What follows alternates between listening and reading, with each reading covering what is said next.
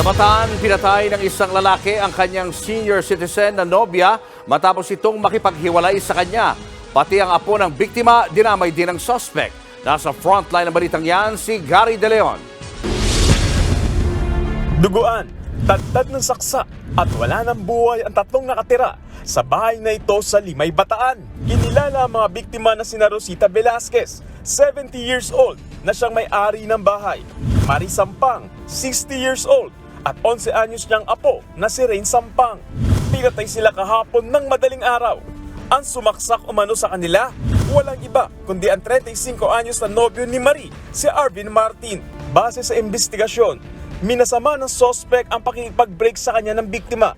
Ito po ay masasabing crime of passion dahil parang napamahal na po yung suspect doon sa ating biktima at ayaw niya pong itong makipag-iwalay sa kanya. Sa follow-up operation, nadakip sa kanyang bahay sa Lubao, Pampanga si Martin. Itinanggi niya ang krimen. Hindi rin daw totoong hiwalay na sila ni Marie. Hindi mo siya napatay, gano'n?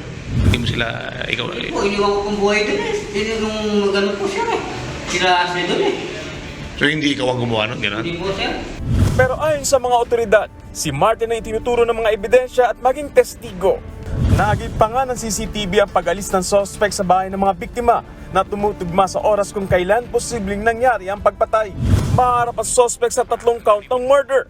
Isa sa ilalim din siya sa drug test. Nagbabalita mula sa frontline, Gary De Leon, News 5. Mga kapatid, Julius Babaw po. Iba na ang may alam at may pakialam sa panahon ngayon. Huwag maging huli at maging una sa lahat sa balitaan. Mag-subscribe at mag-follow sa social media pages ng News 5.